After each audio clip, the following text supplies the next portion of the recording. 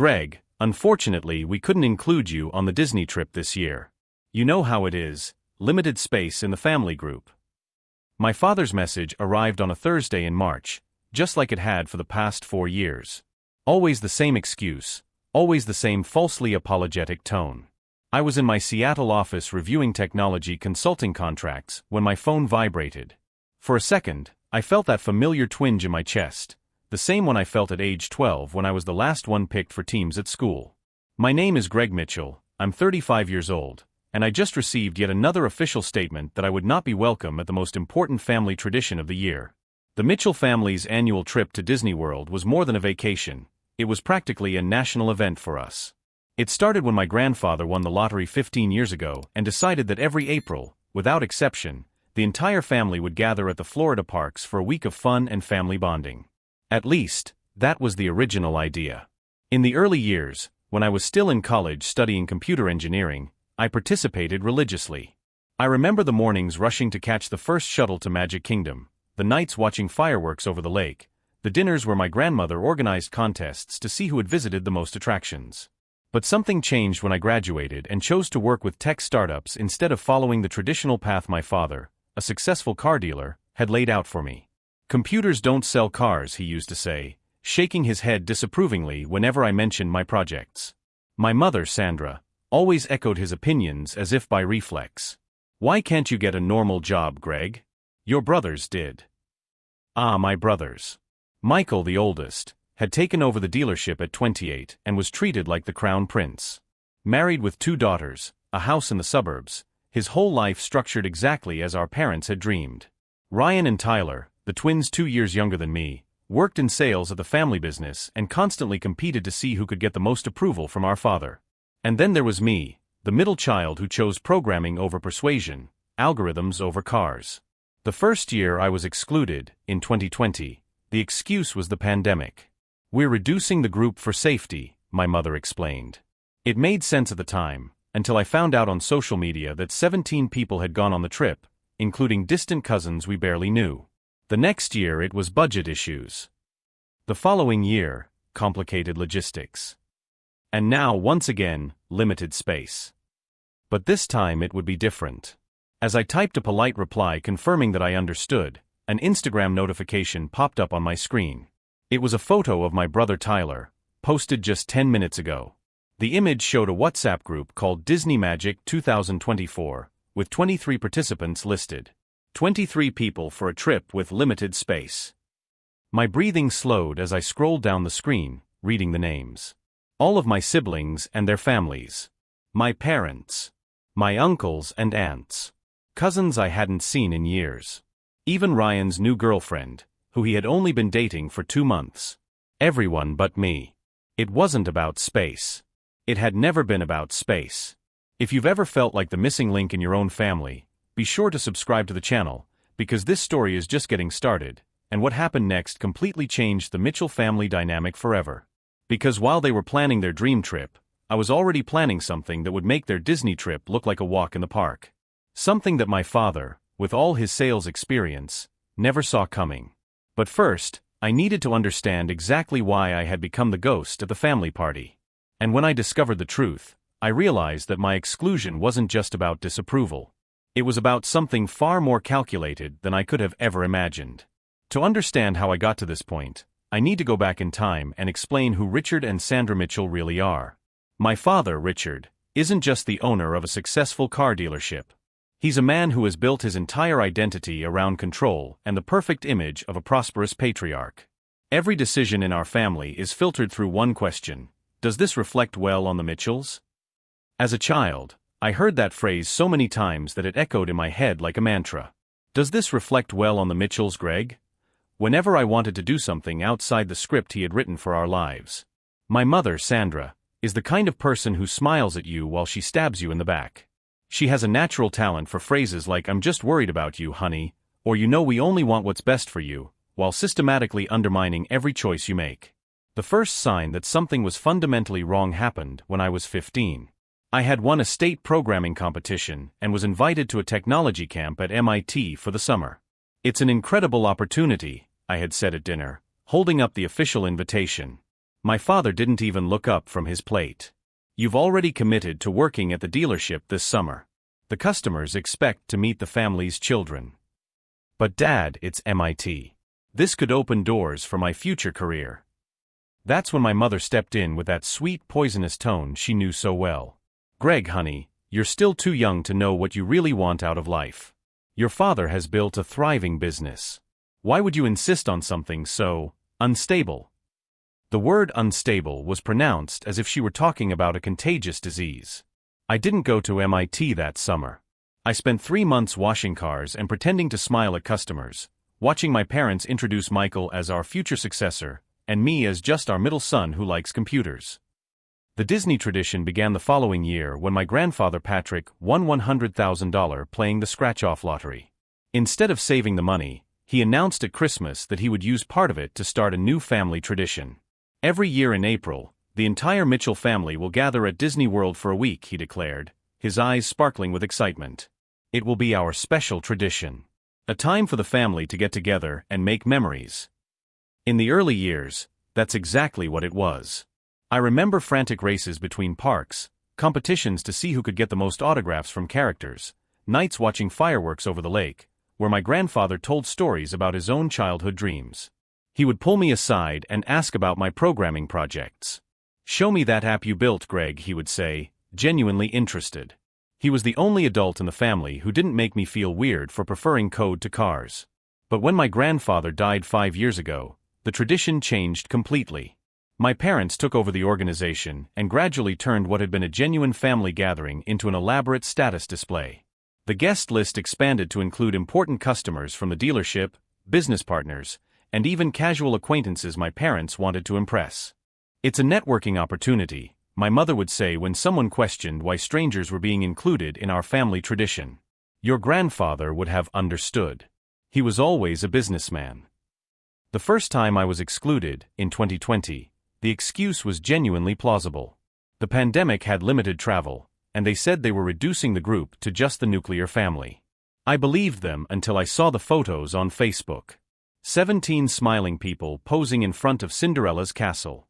My parents, my siblings with their families, 2 uncles with their wives, 3 cousins I barely knew, and even the family accountant. When I asked my mother about the photos, she had the audacity to look offended. "Greg, you know what a tough year it's been for all of us. We needed people who understood the family business. You've always been so focused on your computer stuff." The following year, the exclusion came with the excuse of budget cuts. They claimed that the costs were too high and they needed to reduce the group. Once again, I found out the truth through social media. 21 people had gone on the trip, including Tyler's new girlfriend, whom he had been dating for only 6 weeks. When I called my brother Michael to ask him about it, his response hurt me more than any lie could have. "Greg, man, you know how it is. You never really fit in with these family things. You're always on your laptop, talking about things that no one understands. The trip is more relaxing when everyone is on the same page." The same page. As if I were written in a different language. At that moment, as I held the phone in silence, something inside me changed. It wasn't an explosion of anger or a wave of sadness. It was something colder, more calculated. It was the clear realization that my family didn't see me as a complete person, but as a problem to be managed or ignored. But they didn't understand one fundamental thing about people like me, people who work with systems, codes, and logic. We don't just identify patterns. We create them. And when I discovered that WhatsApp group photo with 23 participants for a trip with limited space, I didn't just feel disappointment.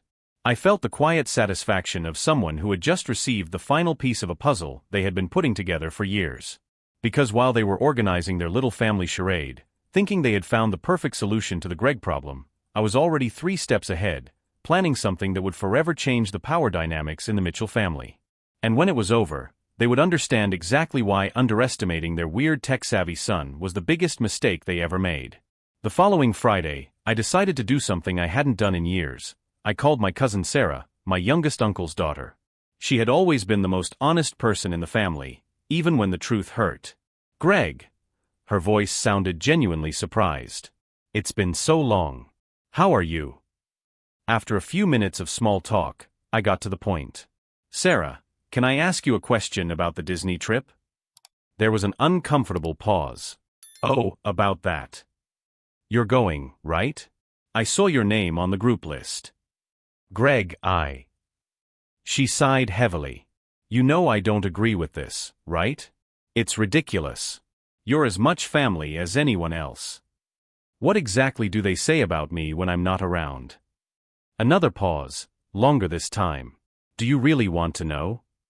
My stomach clenched, but I replied, I need to know.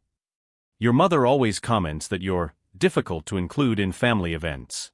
That you don't enjoy the same things as the rest of the family. Your father often says that you live in another world, always with your head in the technological clouds. Each word was a small stab. And my brothers? Michael usually agrees with your parents.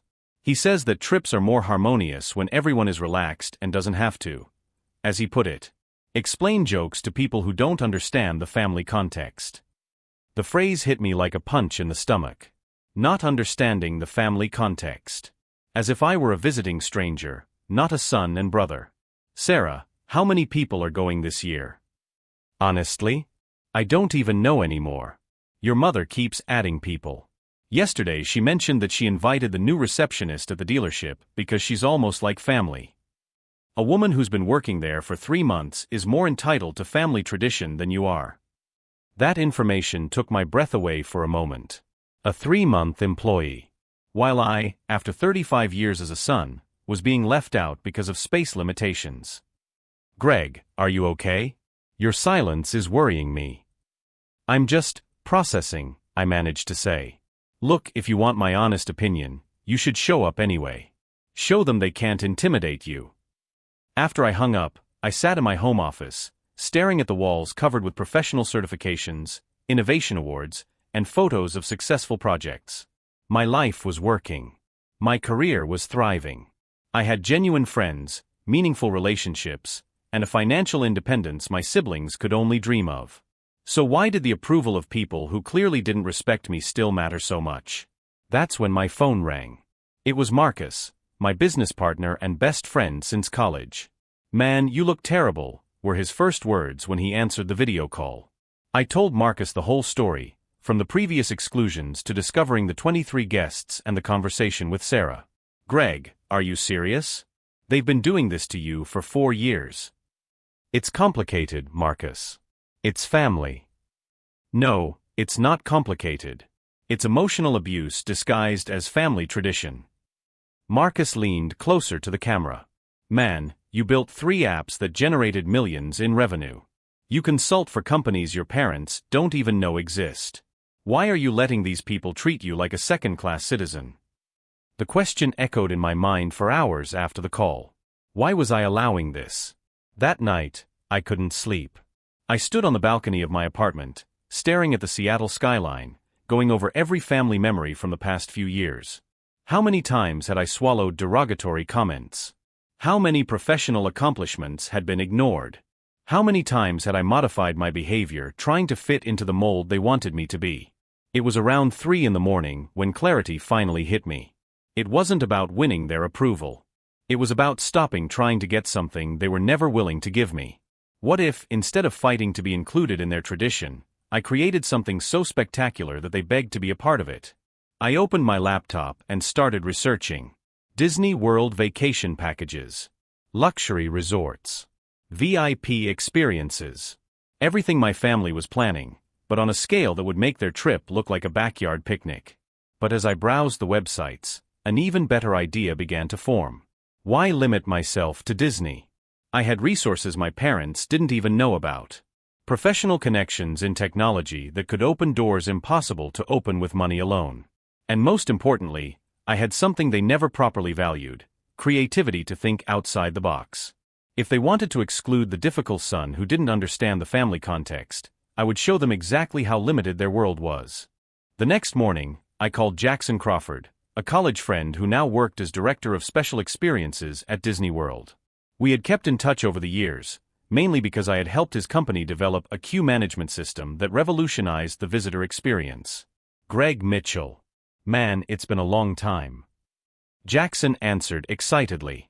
What can I do for the tech genius? Jackson, I need a favor. A big favor. And I'm willing to pay handsomely for it. I explained my situation, obviously omitting the most painful details about the family exclusion, focusing on the idea of creating a unique Disney experience for the same time period as my family's trip. Let me get this straight, Jackson said after hearing my proposal. You want to book exclusive VIP experiences, access to restricted areas of the parks, private dinners with characters, and all of this for the same week that another group of your family will be visiting? Exactly. There was a pause. Greg, that's going to cost a fortune. We're talking at least $50,000 for the kind of experience you're describing. $50,000. It was a significant amount, even for me. But when I thought about the money I had saved over the years, living modestly while investing in my career, I realized I had more than enough. It's not a problem, I replied without hesitation. In that case, my friend, let's create something unforgettable. But what Jackson didn't know, and what my family would soon discover, was that the money was only the beginning of my plan. Because while they were preparing for their little family gathering with 23 people in standard accommodations, I was about to orchestrate something that would forever change the definition of family tradition in the Mitchells. And when it was over, they would finally understand that underestimating someone with my creativity and resources wasn't just a mistake. It was the catalyst for the biggest lesson in humility they would ever receive. Over the next 3 days, I dove headfirst into planning the most elaborate operation of my life. While my family organized their little excursion with 23 people, I was orchestrating something that would completely redefine the concept of family tradition. Jackson wasted no time. On Monday morning, I received a detailed email with options I didn't even know existed. Greg, I got access to the presidential suite package at the Grand Floridian Resort. Normally reserved for celebrities and dignitaries. $3,500 a night, but it includes a personal butler, private transportation to the parks, and access to VIP areas that even the employees don't know about. But that was just the beginning. I've also arranged private dinners with Disney characters. I'm not talking about 5-minute meet and greets with Mickey Mouse. I'm talking about full theatrical experiences where the characters create personalized stories for your group. My group. That was the part Jackson didn't quite understand yet.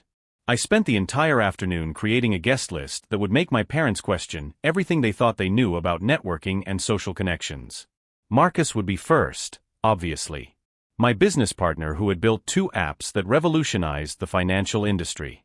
Next, Rachel Peterson, CEO of the biotech startup I consult for, recently named by Forbes as one of the most influential 30 under 30 in the field. David Kim, the Korean-American investor who had funded 3 of the 5 largest technology companies in Seattle in the last 2 years. Sarah Williams, the TechCrunch journalist who had covered my success story last year and who had always wanted to expand her network in the area. Every name I added to the list had something in common. They were people my parents would kill to meet, but would never have access to without an intermediary like me. The real masterstroke came when I remembered Alexandra Thompson. Alexandra was the daughter of the owner of the largest car dealership network on the West Coast.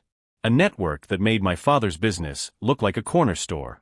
We had met at a technology conference 6 months earlier, where she was exploring investments in urban mobility startups. I called her on Tuesday night. Greg. What a nice surprise. Her voice sounded genuinely excited. How's the logistics app coming along? After a few minutes of small talk, I got straight to the point. Alexandra, do you have any plans for the second week of April? Nothing I can't cancel. Why? I'm organizing an exclusive event at Disney World. An informal gathering of innovative people from the tech industry for strategic discussions in a relaxed environment. Interested? Are you serious? A corporate retreat at Disney? That's brilliant. Of course I'm interested. As I finalized the details with Alexandra, my phone rang. It was my mother. Greg dear, how are you? It's been so long since we last spoke. The timing couldn't have been more perfect. I'm fine, Mom. Pretty busy with work. Oh yes, your computer stuff. The condescension dripped from every word. Anyway, I was calling to make sure you understood about the Disney trip. You know we'd love to include you, but we really don't have room this year. I understand completely, I replied, keeping my voice neutral. I imagine it must be complicated to organize for so many people. There was a brief pause. Well, it's not that many. Just close family and a few special friends. You know most of them. Special friends. Like the receptionist who had been working at the dealership for 3 months. I'm sure it'll be a trip to remember, I said sincerely. After I hung up, I smiled for the first time in days. There was no anger in my voice because there was no need for it. In a few days, the whole dynamic would change. On Thursday, Jackson called me with news that took my plans to a whole new level. Greg, you won't believe what I've done. Remember I mentioned special connections? Well, I got access to Club 33 at Magic Kingdom. Club 33. Disney's most exclusive private club, with a decades-long waiting list and membership costing over $100,000 a year. How did you get that? One of our former clients is a founding member. When I mentioned your name and explained the technology project you developed for us, he was impressed. He wants to meet you in person. Jackson, that's... Wait, there's more. He offered the space for a private dinner for your group. We're talking about one of the most exclusive places on the planet, Greg. People pay fortunes just to visit once. As Jackson spoke, I began to calculate the visual impact of this information.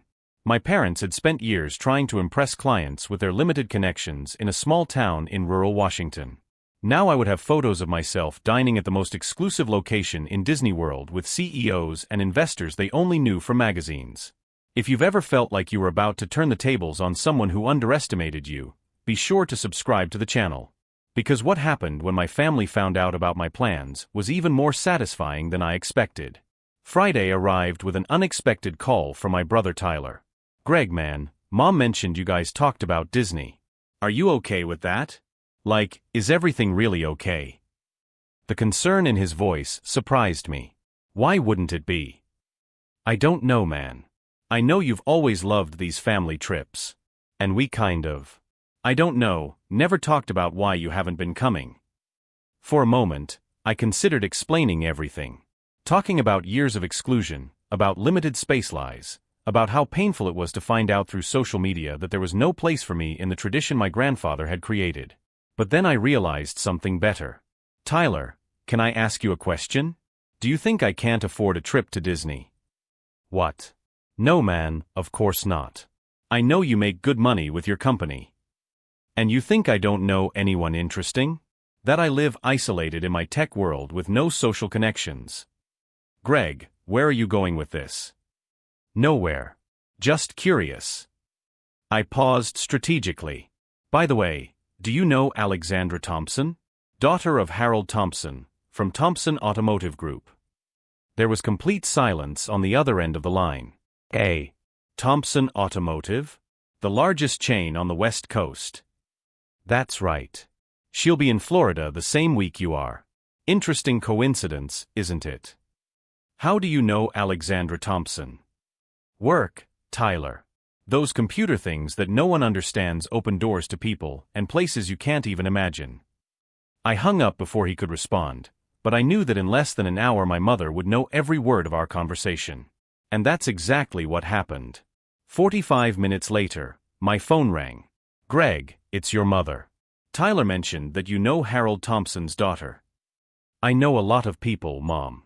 Why? Well, your father has always admired Harold Thompson's work. It would be wonderful if you could meet someday. Now she was fishing for information. Maybe someday. Tyler said she'll be in Florida the same week we are. Do you have her travel details? I have some. Greg, dear, maybe we can talk about, well, maybe we miscalculated the space available for our trip.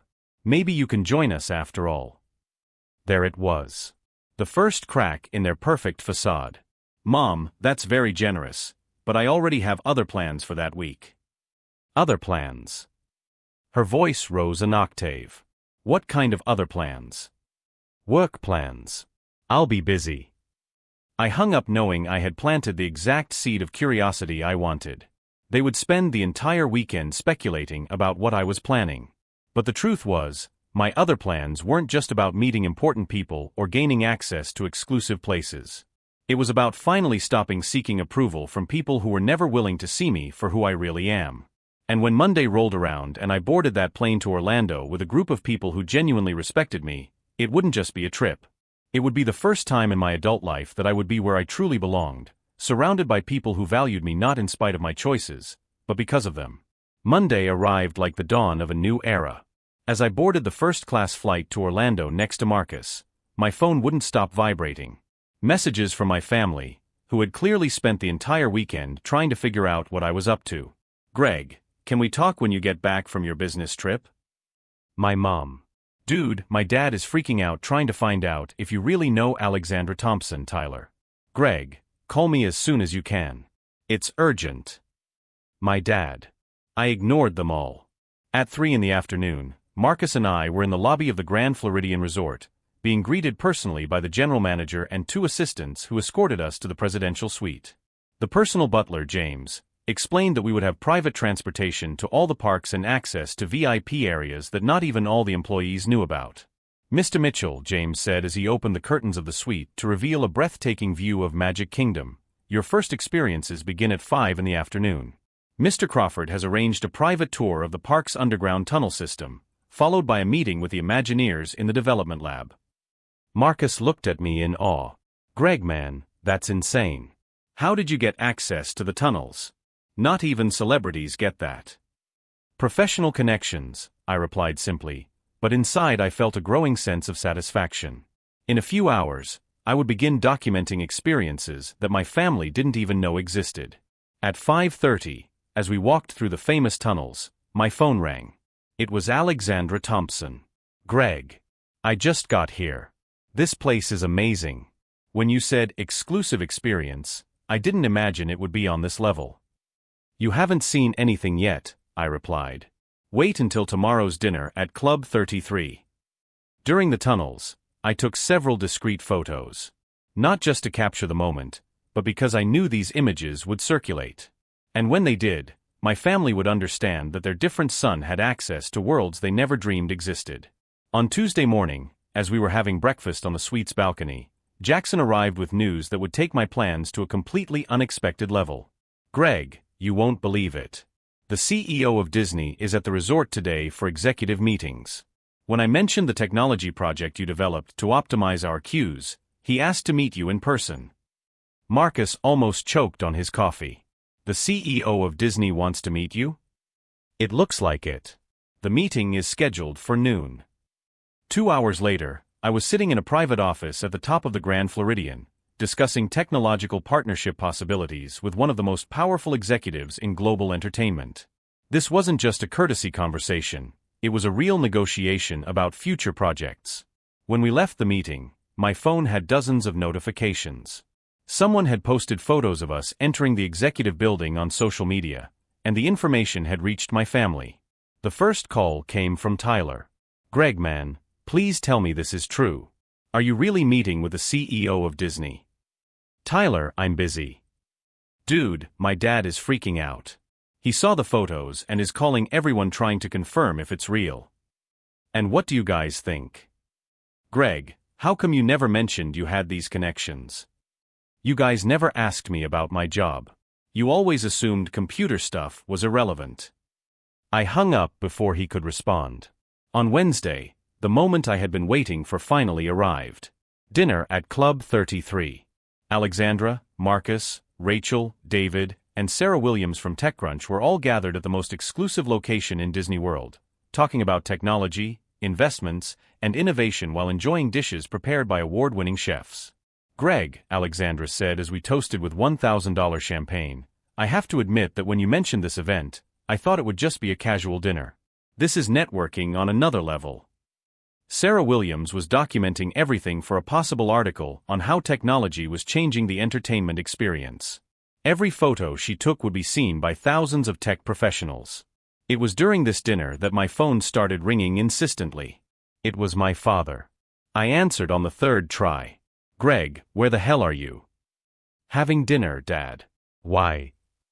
Your brother Michael said you're at Club 33 at Disney. That's impossible. I looked around the table, where some of the most influential professionals on the West Coast were talking excitedly about million-dollar projects. Why would that be impossible? Greg, Do you know how much it costs to get into that place? The waiting list is decades long. Dad, you're interrupting my business dinner. Business? What business? The same business you never wanted to understand. The same computer stuff you've always belittled. There was a long silence. Greg, we need to talk. Your mother and I, we may have made some mistakes. Dad, I can't talk right now. I'm with investors. Investors. David Kim is here. You may know him from Forbes. And Alexandra Thompson is at the table too. Another silence, longer this time.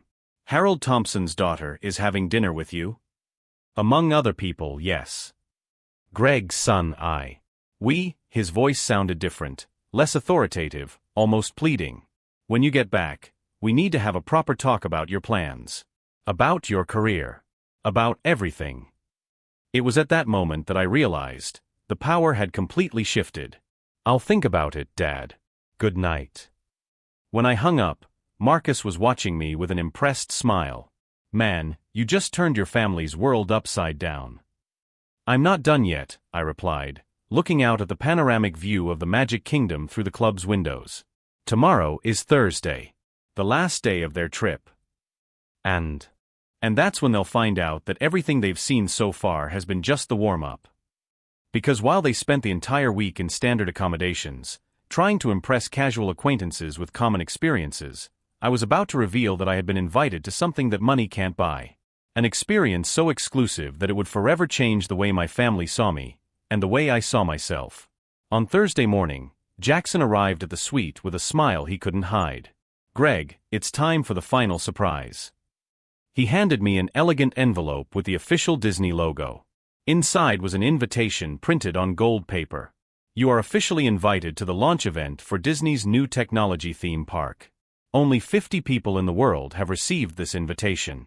CEOs from Apple, Google, Microsoft, and you. Marcus's eyes widened. Greg, this is impossible to get with money, I finished, fully understanding the magnitude of what was happening. The event would take place that same evening, in a restricted area of the parks that had not even been officially announced to the public. It was the kind of exclusivity that my parents would spend decades trying to achieve and never get. At 6 o'clock in the evening, as I was getting ready for the most exclusive event of my life, my phone rang. It was my mother, and her voice sounded completely different. Greg, dear, please can we talk? Sure, Mom. What's going on? Your father and we've made some terrible mistakes. We saw the photos from your dinner at Club 33. We read about your meeting with the CEO of Disney. We had no idea your career had reached that level. For the first time in years, there was genuine humility in her voice. Mom, my career has always been at this level. You just never wanted to see it. You're right. Completely right. I heard her voice break slightly. Richard is here with me. We both want to formally apologize. Not just for this year, but for all the years before. For all the times we belittled your accomplishments or made you feel inferior. It was the first time in my adult life that I had heard my father apologize for anything. Greg, my father's voice took over the phone. I got Harold Thompson's number through some contacts. When I mentioned that you know Alexandra, he said she spoke about you. He called you one of the most impressive young entrepreneurs he's ever met. We never really understood who you became. Dad, I've tried to tell you about my projects for years. You always changed the subject or said it was too complicated to understand. I know. And that was my fault. Our fault. There was a long pause. Greg, when you guys get back from Florida, we'd like to have you over for dinner. Just the immediate family. We want to hear about your work, your projects, your life. For real this time. It was ironic. For years, all I wanted was this recognition, this validation. Now that it was finally coming, I realized I didn't need their approval to feel complete. I'll take you up on the dinner, I replied. But on one condition. Anything. I want you to understand that this isn't about impressing you with important connections or proving my worth through others. It's about you finally getting to know me as a person, not as a disappointment that needs to be fixed. We understand, my mother said, coming back on the phone. And Greg? The Disney tradition. Next year, we want you to organize everything your way, with the people you value. We want to be a part of your world, not force you to fit into ours. After I hung up, I sat in silence for several minutes. The revenge I had planned had worked perfectly, but in a way I never expected. I hadn't destroyed my family. I had forced them to finally see me. The Disney event that night was everything Jackson had promised and more. I walked through areas of the parks that existed only in concept, talked to visionaries who were shaping the future of entertainment and technology, and made connections that would benefit my career for decades. But the most significant moment came when Alexandra pulled me aside. "Greg, can I ask you a personal question?" "Sure." "This whole incredible event, these connections, this display of power, this was some kind of revenge against your family, wasn't it?" I smiled, impressed by her insight. Was it that obvious? For someone who's done something like this before? Completely. She laughed. My father excluded me from company decisions for years because I was a woman. Until the day I brought him a $500 million investment contract that I secured through my own contacts. Sometimes the best revenge is simply being impossible to ignore. On Friday, the last day of the trip, I received an unexpected message from Tyler. "Greg, I don't know what you did, but Dad is completely different. He canceled an important meeting yesterday to research your company on the internet for 3 hours. Mom is planning that dinner like it's a state event. I think you got what you wanted." But the truth was, I had gotten something much better than what I wanted. I had discovered that I didn't need their approval to feel valuable. I had created my own tradition, surrounded by people who genuinely respected me. And in the process, I had forced my family to confront their own limitations. On the flight back to Seattle, Marcus asked me a question that kept echoing in my mind. "Greg, now that you've proven your point, what comes next?" I thought about it for the entire flight. Revenge had been satisfying, but personal transformation had been liberating. "I think the hard part is coming," I finally replied. "Building genuine relationships based on who I really am, not who I need to prove I am." 3 months later, I hosted the dinner I had promised my parents. It wasn't perfect. Decades of family patterns don't unravel in one night. But it was honest. They asked genuine questions about my work. They listened to my stories without trying to redirect them to my brother's accomplishments. My father even admitted that he didn't understand technology, but wanted to learn. The following year, I organized the first renewed Mitchell tradition, a trip that included both traditional Disney experiences and tech networking events. My parents participated as guests, not organizers. Several of my entrepreneur friends joined us, creating an environment where family and career coexisted naturally. The most powerful lesson I learned wasn't about revenge or poetic justice. It was about the power of stopping seeking validation from people who aren't willing to see us clearly. Sometimes the best response to "there's not enough room for you" is to create a space so magnificent that everyone wants to be a part of it. If this story of transformation and empowerment has touched you, don't forget to subscribe to our channel. We have hundreds of stories about people who refused to accept the role of victim and chose to rewrite their own narratives. Because in the end, my parents learned that belittling their different child wasn't just a mistake in judgment. It was losing years of opportunity to get to know someone extraordinary who was right under their noses the whole time.